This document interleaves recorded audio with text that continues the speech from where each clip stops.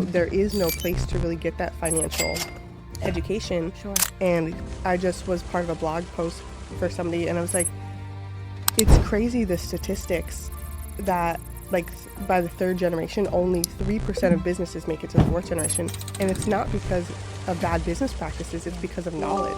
Right. And you can learn about algebra all day long in high school, but like I build a whole company and I've never solved for Y or for X. Yeah. So it's like they're teaching you knowledge that really doesn't apply to the real world.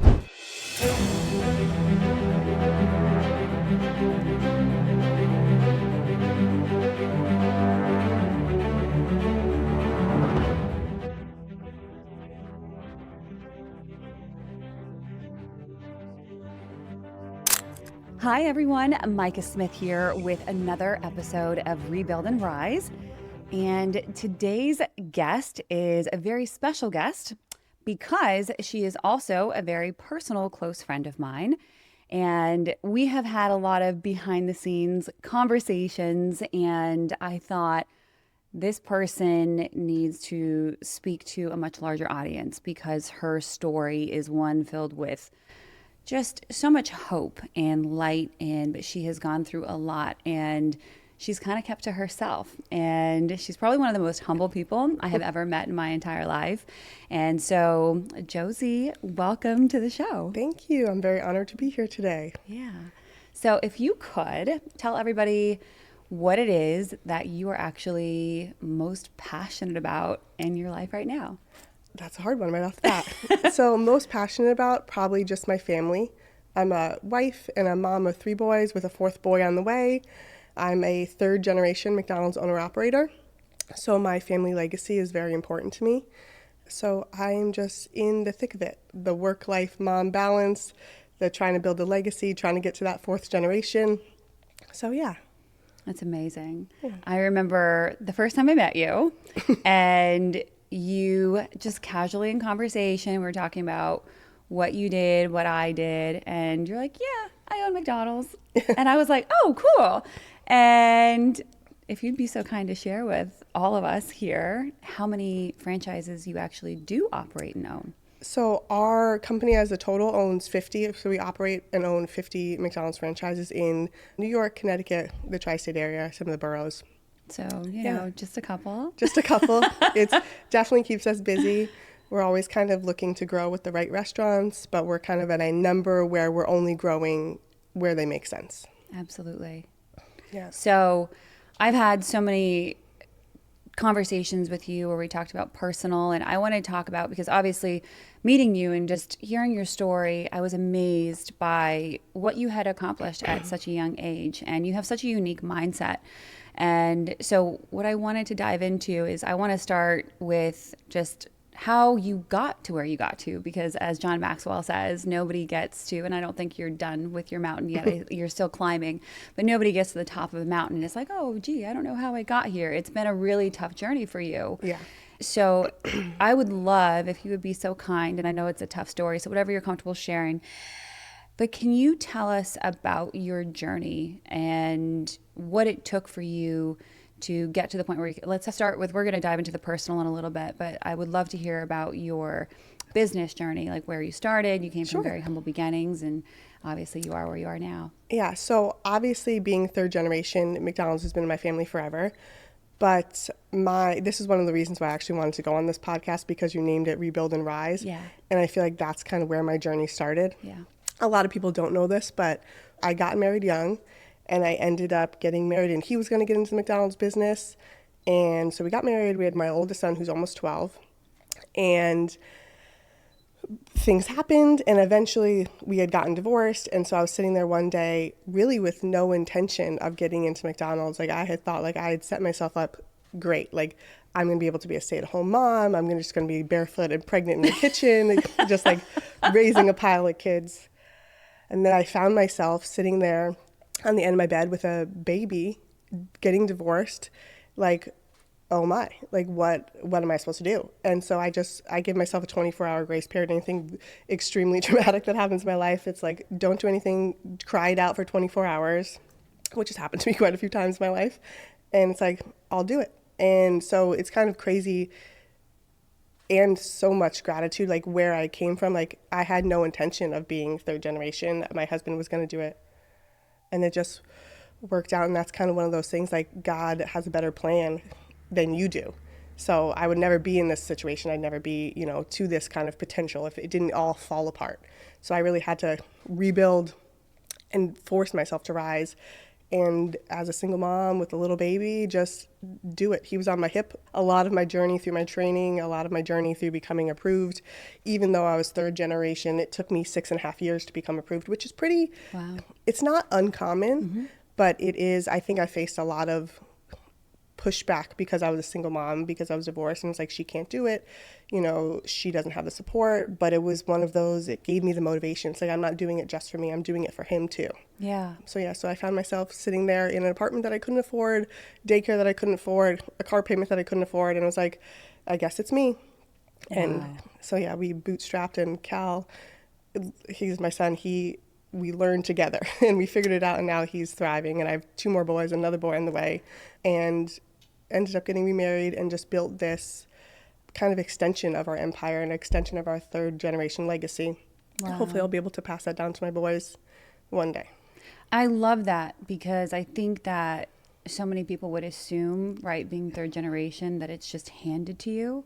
Yeah. And it's the exact opposite. Yeah. And you had to just really go through just the work to become the person you are now. I think most people assume that. Yeah. And I probably could have asked for help. Yeah. But I just don't have it in me it's like, I let it all fall apart. It's like, I've got to build it back up and put it together. That's why we're friends. So I really don't have it in me. I could have reached out for financial help or babysitting help or all the things, but it felt better to do it on my own. It felt better to let it all fall apart and rebuild as a single mom and know I could do it. And I think I needed that confidence to be able to do it. And if I'd never had that really opportunity, I don't think I'd be where I am today. Now I have a question for you, because listening to that, and obviously you've got a growing family, where do you think it is? Do you want to see your kids go through what you've gone through in order to become the people that they're supposed to become? Like, how much help do you think you would want to offer them as a very loving mother? My husband and I talk about this all the time because we have a 6th grader. Yeah. And it's a very cringy time in their life. And it's like, you just want to tell them, like, do this, do that, be the cool kid or be this. And it's like, they have to learn on their own who they are. So if you give them too much help or not enough help, there's a very good balance. But I don't take it lightly. I'm raising very privileged kids, but very intentionally keeping them humble. I was just talking to another mom the other day. She was like, oh, I'm so surprised, like, your kids don't have the latest and greatest this. It's like, they've got to earn it. Yeah. So they do have a lot of great things, but it's like, they have to. Those things are luxuries. Those things are not given. It's like, I will get you all the equipment you need for baseball, but the extras have to be earned. And I think my dad did a really good job of teaching me that, so I wasn't spoiled. But it is, in this age of just everything is so accessible, it's really hard to raise humble kids, especially coming from a position of you could give them everything they wanted. Sure. Do your kids know they're privileged? They do. They do? They do. We very intentionally let them know. And it's more a sense of gratitude. Yeah. Like, you should be grateful for the life we live, because we show them, like, not everybody is able to live like this. Sure. And we're trying to teach that if you have more, build a bigger table. Yeah. If you are able to help somebody out or share your bat or share your equipment or whatever it is, it's like, we are in a position that we're able to do that, instead of like, build a wall, build a fence, be secluded, build a bigger table. Yeah. So... That's really... But it's a hard balance when you're parenting. I can't imagine. It's especially a lot of boys, because like we're a presence when we walk into rooms. So it's like, you are noticed and you want to be noticed for the right things. Sure. So, but it starts at a very young age. That's really neat. Yeah. I would love for you to share, because this was something that was astounding to me when you shared it, and just your personal journey as far as, like, you were very ill at one point in your life. And how has that shaped you and formed you as a mom, as an entrepreneur? How has that made you into the person you are today? I think it's shaped a lot of my upbringing, a lot of my personality traits. I was diagnosed with leukemia when I was about 2.5, and for about 5 to 6 years went into remission, was pretty clean. Not very many complications except for, some of the long-term effects of chemo and things like that. But it really does shape your personality. Like from that very young age, you had to fight to survive. You had to fight to be a fighter. And I always get emotional even though now I'm so old. But it's like, you think about it in your kid's perspective or a parent perspective. Like, I couldn't imagine like what my parents had to go through to watch me, because there's not a whole lot you can do. Yeah. But I got a clean bill of health, went through school, and then they always told me that I wouldn't be able to have kids because you're born with the same amount of eggs that you have. You're born with that amount of eggs. So they were so damaged and affected by chemo. But it was like one of those personality traits. And I think from being sick, it was like, you just can't tell me what to do. You can't tell me what my destiny is. You can't tell me. And I just kind of always fought for it. Now here I am with so many kids. And then I had my oldest son, I had my second son, and then I found out I went in to start treatment to get IVF to have a third baby, and I found out that I had ovarian cancer cells. Oh my gosh. So it was one of those times I gave myself like 24 hours, had a full mental breakdown, and they said like, well, I'm going to have another baby. Yeah. My husband was looking at me like, well, maybe we're good. Like maybe we have 2 healthy boys. Like maybe we have all this stuff. My second son was actually born with a whole list of medical conditions, and it was very surreal knowing what I had gone through to watch him now get surgery after surgery, fight after fight. And I think part of the reason why I have such a big family is to like just prove those people wrong. It's like, you can't tell me what I'm capable of. Yeah. And like, these kids aren't scary to me. They're, even with medical things or even with, hardships, it's like the more love we have in our house, the better. Yeah. But then I was cleared. I had to do some treatment. They take those cells out. And then I got pregnant 3 years later with my third one. And he's a happy, healthy, thriving 1-year-old. So yeah, it definitely shaped, though, every aspect of who I am and not backing down. It's like if you are put in a position where you fight for your life, you fight for every aspect of your life. So you contend for your marriage, you fight for your boys, you fight for the position you want. In the boardroom, you're a fighter. So I think all the hardship that I've been through has changed me to just not back down for anything, which I'm sure my husband loves. Because, but Your husband's great. But no, it shapes who you are. Yeah. So, yeah. That's incredible. Is there something that you would encourage? I know so many women out there and people that I'm very close to, and I'm not going to mention them by name, that are just, they feel in their gut that it is their destiny to have a family, and they're discouraged. And I know there was some discouragement that you went through when you were wanting to have more children. Yep. Whatever you're willing to share. I know it wasn't an easy journey getting to baby number 4. Yeah. What would you tell someone who might be struggling to even create a family or start a family or have another baby? Yeah. If you feel it deep inside you that you're supposed to be a mom and you're supposed to create a family and have this big life, you are. Yeah. So however that comes to you, I always wanted to try to carry my children biologically. I had 9 miscarriages in the process. Wow. So each of those babies is a loss and a heartache and so sad to overcome. But I live in so much gratitude for the kids that I have. It's worth me fighting for that big family. But I also know so many kids or so many women that have had kids through surrogates and through adoption and then started foster families. Like, there is so many ways you can, because if it's in your heart, it might not always be the way you think it is. Because God's funny about that. Just like your plans are not his plans. Yeah. But it's possible, and I would never encourage anyone to give up on any level, because there's so many kids out there that need good homes, and there's so much more technology now than there was back, even when I started having kids. Oh, yeah. Absolutely. Not to age myself. Well, I almost brought up your age, and I kind of want to, because I am... It's okay. I'm not old enough where it offends me yet. I mean, I don't know at what age you get offended, when people bring up your age. Like, I don't know. I'm amazed at how much you have accomplished at such a young age. Do you think that is inherent? Is that something that was learned? How do you think at such a young age you accomplished so much and had that desire? Most people don't have that desire. No, and I feel like I'm still going. I feel like I would agree. Every kind of year I hit, it's like, okay, what else can I add to my plate? Yeah. And as long as I can keep all those plates spinning. But I had an agenda from very young, and it's like, I want a big life. And some people don't want that life. Some people don't want, it's not necessarily a life full of things, but I want like a life full of experiences. I want to be able to share my voice. I want to be able to travel with my kids. I want to be able to build an empire. So I just kind of had that one-track mind. And I think starting out as a single mom, it really would have taken people out. And I think it just motivated me. It's like, I'm no longer living just for me. I'm living for these boys.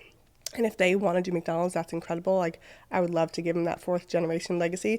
But if they don't, I want to have other options for them. Yeah. And that's why, like, I talk a lot about like generational wealth and family planning and, financial literacy, because money is great and property is great and businesses are great. But if they don't have the financial learning, like you talk so much about credit. Yeah. It's like, if you don't have the knowledge, it's really hard to build yourself. Yeah. So I think it's just that from a place from where I came from, it's like, I didn't know. And I got into this business with a big learning curve. Yeah. I had to learn all about generational wealth and financial literacy and, how things get passed down to the next generation and fight for it. And I think there's some amount of that is great for kids to learn, and some amount of that really should be taught in school. Yes. Which I fight for a lot. 100%. So, I mean, this is a great pivot point. So going from generational wealth to financial literacy, if we can just break it down to really basic stuff, because I feel, based off the statistics that I constantly hear, I feel like, if I'm not mistaken, like 50% of the country is financially illiterate, completely illiterate. Probably more. You think it's more? Yeah. But So, even depending on where you come from, like, I'm coming from a place of a lot of knowledge and a lot of, financial literacy and I've seen it happen, and I still needed a lot of, like, I've taken every Harvard course, everything you can get online, because it's like, I didn't even know. So if I am coming from this 3rd generation business, being able to build a legacy, how about these people that aren't? How about people that don't come from wealth, or, there is no place to really get that financial education. Sure. And I just was part of a blog post for somebody, and I was like, it's crazy, the statistics that, like, by the 3rd generation, only 3% of businesses make it to the 4th generation. And it's not because of bad business practices, it's because of knowledge. Right. And you can learn about algebra all day long in high school, but like, I build a whole company and I've never solved for Y or for X. Yeah. So it's like, they're teaching you knowledge that really doesn't apply to the real world. And I'm sure the credit industry is the same. Yes. How many times have I texted you? It's like, what is this in my credit report? 100%. What is this? And it's like, I'm building a business. Right. So there is no place to learn it. And the statistics are staggering. So if you could give us you can decide how many tips you want to give, 1, 2, 3. What would be your top tips to someone who is trying to become more financially literate? Like, where would you tell someone to start? Probably first focus on your credit. Credit builds everything. It's kind of the foundation, and a lot of people now think that we don't need it. Yeah. But no matter how much money you're making or not making, it's the only place, like, the banks or lenders or loaners can really verify your financial knowledge. Sure. And then consumer debt is the worst thing you could get. So pay off your debt, whether that's the snowball method or whether that's, whatever you choose, but staying out of that debt, and then it's never too early to start investing. Saving is great, but it just sits there. So if you're going to save, you should really put your money in a high yield savings account. But investing is always going to get you a better return. Of course. And I've never met someone who's wealthy who doesn't have a very diversified portfolio. Yeah. So making sure you're investing across the board in real estate and all the things is definitely going to help you. I know that you have invested massively into real estate. I know that is something that you're very passionate about. How did you get into that initially? My family has a big real estate portfolio, but I wasn't really involved in it until I started asking questions. And then I mean, locally, I just kind of sought out. I just feel like it's a very safe place to put your money, even though like you hear so much in the market is volatile and all the things. Sure. But like, there's always people that need places to live, and always businesses that need commercial real estate. So it is, and it's very exciting to me. I don't know why, but like investing and watching these houses be built, or watching the houses being flipped, or owning commercial real estate buildings or things like that it's a very interesting place to have your money. I love that. Yeah. That's really cool. And I think what's really unique about you is that you could just let someone do everything for you. And we had a conversation before where you have people investing this and investing that and moving money here and moving money there. And you're like, I need to know. And I love that about you, because I know personally, like even myself, right? I have a financial advisor and a financial planner. And a lot of times I'm very guilty of just funneling the money over. Yeah. I don't know where they're putting it. Well, I was like that. Don't feel guilty, because most people are like that. Yeah. And I didn't realize I was like that. I didn't even know I had somebody doing it for me. Okay. And it was like, we call it the black hole. Like a lot of our McDonald's money goes into what I call the black hole, because it goes in and I don't see it ever again. Yeah. But it's like, it's what keeps the business running. It's what gets invested. It's all the things. But it's like, I started asking questions, and it was like, well, don't worry about it. Mm-hmm. Or I had someone tell me that I was too pretty to worry about it. And I was like, it was this wake up call. I was like, one, I'm not that pretty. So it's like, I should probably know where my money's going. And I just like had this wake up call, and I really started this like financial literacy like journey. It's like, I realized there was such a gap in my education. And that's what I was talking about earlier. It's like, I had access to the financial part, but the education piece was missing. And I like found myself seeking that, like, how do I know they're investing it in the right spots? Or how do I know they're good people or not taking the money? Or so I really started doing a deep dive, which really just got me excited about where you can put your money and how it can grow. You know, your money should never be stagnant, not growing for you. Sure. So yeah. And then like raising kids, it's like, I don't want my kids to ever ask me that question and me not know. Yeah. It's like, oh, someone does it for me. Like that's just in my brain sounds like I don't care. I don't care where our money's going or who's taking care of it or managing it for us. So it's like, I want to know. So if they ever do ask these questions and they're too young, they don't know. But, you know, just to be top of mind. And then really this year we hired a new CFO for our company, and it was like a whole nother deep dive. It's like, I had to do the interview for the CFO, and it was like, I've never interviewed for a CFO before. Like, that's a lot of questions. Yeah. So it's like, thank you, AI, and all that. Oh my gosh. Yeah. Yes. And all with just getting ready for that interview. But it really opened another set of eyes. It's like, wow, like if you're not seeking out this knowledge, you're not getting the knowledge. Yeah. As something like credit repair, it's like, you need it for everyday life. Literally. And it's like, so if you're not getting this knowledge in high school or college, it's like, where are you getting it? So well, and I think too, and this is why I love doing this podcast and giving a lot of information and resources for free, because I'm seeing that it's not taught in high school, not in college. Yeah. And if I can get this out to a few people who are raising children where it's going to be taught in the home, and I have found that honestly, the most successful people I meet, it's generally because it was taught in the home, or they're like you, where they're just self-seeking, you know, this knowledge, and they're looking for a way to expand their mind and expand themselves and everybody else around them. So I think that it's so necessary to be who you are, which is it starts in the home, right? Because you can't necessarily control the education system, but we can control what we teach our kids, and we can certainly control our home environments. So I think that's huge. Generational wealth starts with one risk taker, you know, one person that has decided they're changing the script for their family and does it. And that was my grandpa. He was a butcher and got into McDonald's. Dad's side? Yeah. Okay. It's a McDonald's side. Okay. So my grandpa was originally a butcher before he got into McDonald's. Okay. Came from a big German family. Him and his brother were butchers. And he has he's like the coolest person ever, but he has a cool story where he met Ray Kroc. And they were sourcing the first hamburger patties from my grandpa's butcher shop. Wow. And he has this quote that like people still talk about, that he was on the wrong side of the hamburger. And he just decided that he was going to be on the franchise side of McDonald's at some point. So did what he had to do. But it's like, it only takes one person to change the trajectory of your entire bloodline. Absolutely. You know? That's really cool. So I could be third generation butcher. But You now could be, I'm a but you're third not. generation McDonald's owner operator. That's So- really neat. So yeah, but it only takes one person. And I'm a strong believer, everything starts in the home. You know, who you're raising, your legacy, your kids, what they remember, you know, about your marriage, about your life, about your home life, anything, it starts at home.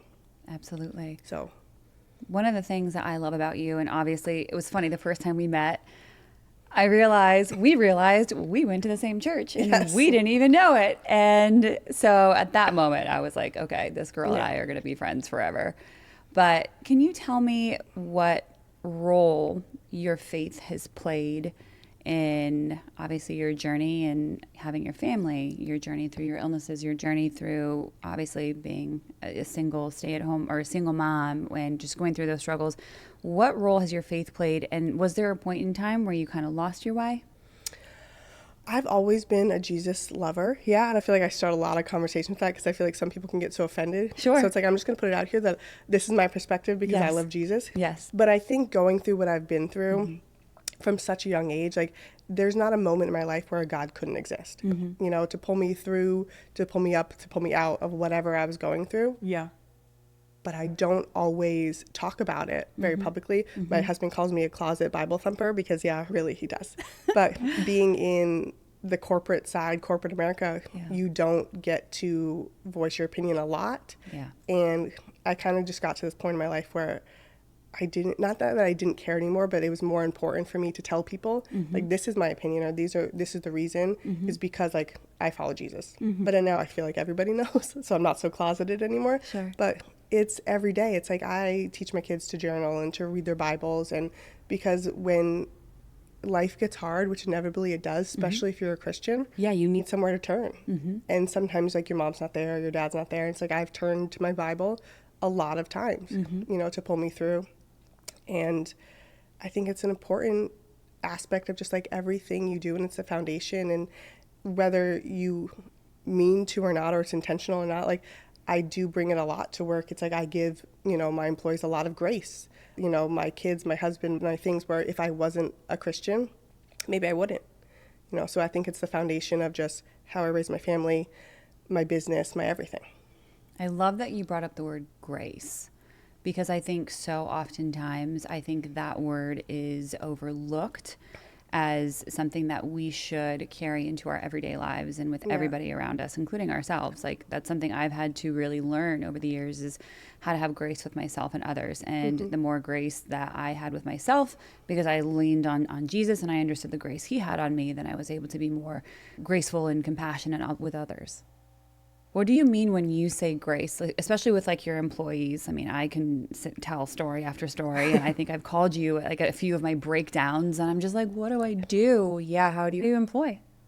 It's just inevitable. Like you have to give people grace, and you have to understand that they're, you know, human beings going through the same struggles and the same motherhood or the same, you know, marriage that you're going through. Yeah. And sometimes that's really hard, especially being I'm a very like fast moving person. So it's like I don't necessarily like to drag people along behind me. Sure. And sometimes you have to just be willing to be like, meet people where they are. Sure.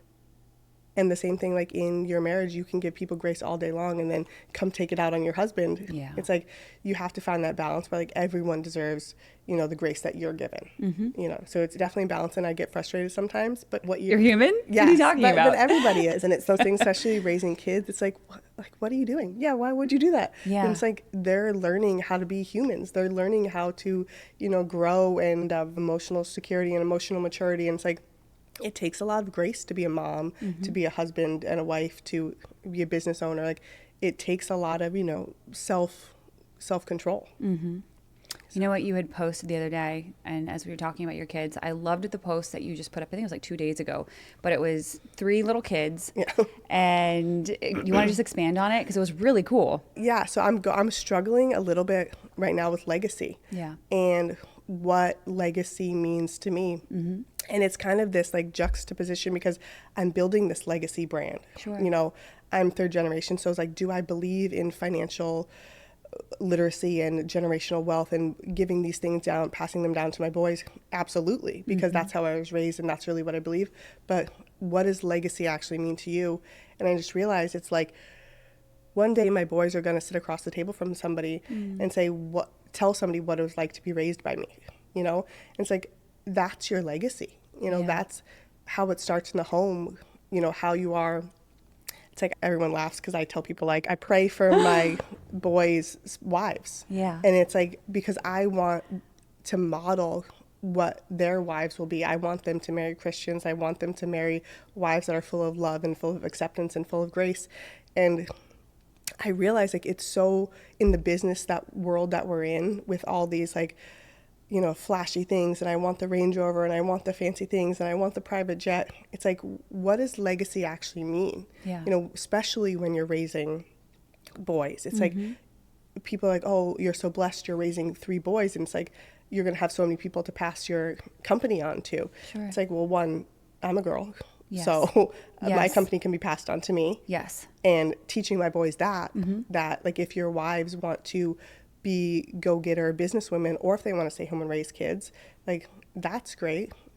But also just, like, what does that legacy mean right now? Like, I don't necessarily care if my name is on a building or if a school donated to me, but I do care what my boys see right now. Am I present? Am I showing up at baseball games? Am I missing things? To build something that will make my name last longer. But really, my legacy is right now.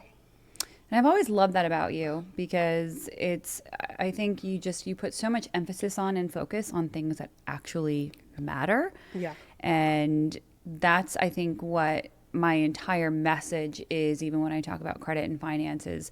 And at the end of the year, I always talk about presence, like being present versus presence versus tangible gifts and things. And one of my favorite things about you is, I'm like, oh my God, I love your shirt. Where did you get it from? You're like, Walmart. You're just the most humble, down to earth. You don't put emphasis, like, you're never flashy. You're never just in your face. You move in such a way that is so graceful. And I think it's probably going to be why your businesses will continue to flourish, because you're a people person and you care about people. And I feel like when you put people over profit, I feel like that's when everybody wins. Yeah. And thank you. I appreciate that. Because I really do try to be humble and to raise humble kids. I do laugh at, I've told people that sweatshirt comment, because you asked me, like, oh, I love your sweatshirt so much. I think it was like a men's extra large sweatshirt from Walmart. I was like, am I embarrassed? I was like, no, I really do love this sweatshirt. Yeah. But I think it's great. But I try to walk every day, like, just in so much gratitude for what I have. It really has made material things really not very important. Yeah. It's like, it's my marriage. Like, the fact that I have, like, a sturdy, solid foundation of a marriage, because I didn't always have that. Sure. So I have a lot of gratitude for it. The fact that I have 3, almost 4 boys, it's like, they told me that I wasn't going to be able to have them. So I have so much gratitude for the life that I live, that, I don't need a fancy car. I do need a very big car for all these kids, but I don't need the fancy things or the designer bags or the, because it's not important really in the moment. Yeah, absolutely. So So I know as well, you're very involved in the Ronald McDonald House, and, you're talking about legacy and all of these amazing and super important things. How are you involved in the Ronald McDonald House, and why is that so important to you? So I'm a board member at our local Ronald McDonald House. So it's our biggest children's hospital down here. We built an 11-room Ronald House. And so for anyone that doesn't know what Ronald House does, it really supplies rooms and a safe place for families to be while your children are going through treatment. But how it started actually was my dad, when I was sick, there was nowhere for them to go. So I was in the same hospital actually that the Ronald House that I'm currently on the board of is at, and they didn't have a Ronald House. They didn't have, parent rooms or visitor rooms. So you were either sleeping in bed with your child who was sick, going through chemo or going through whatever treatment they were getting, or leaving them. And that was just something my dad couldn't face. He was like, this is just not okay. So we had heard about Ronald McDonald House because he was a McDonald's operator. And so he actually was built the first kind of version of it, and it was like kind of like hotel rooms inside the hospital. Wow. A few years of that, and it ended up flooding. So Oh, the no. whole floor, It was like on a pediatric floor. Oh, no. My mom actually was one of the people that ran it. My dad was one of the people that, funded. He didn't actually physically build it. He did help the funding Of course. to build it, sure. And it flooded, and they had realized like they just needed a bigger house because there's only a couple rooms. So they had ended up building off hospital property just right across the parking lot. So now it's a freestanding building. But even now, it's still at, I think last year was at 114% capacity.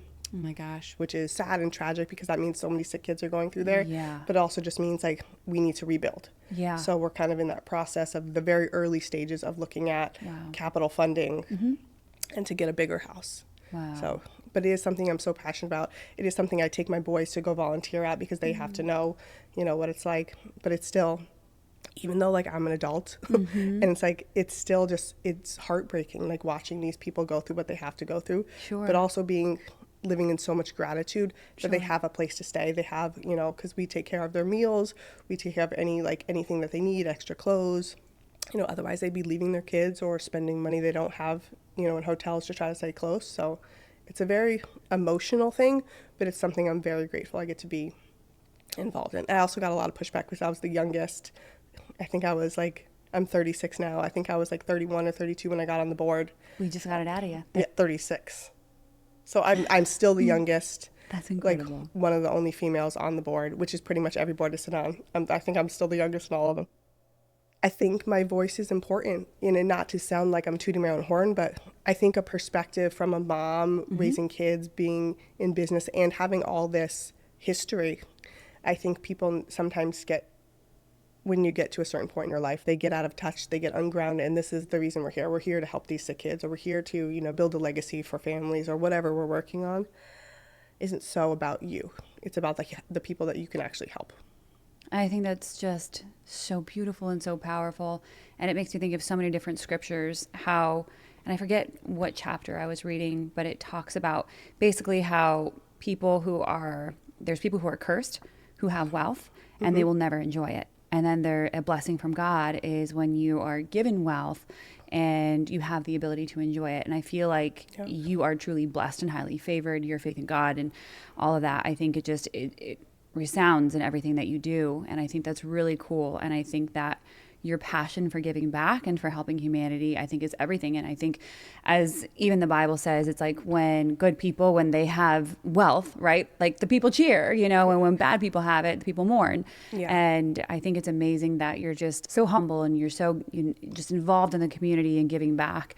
And if there was one message that you could leave us all with, I want you to just, what does wealth mean to you now? I mean, you've gone through so much, you've seen so much, and you've kind of summarized it in all the points that you've made, but what does it really mean to you now? And if someone is looking to build any sort of wealth, where do you think that they should start?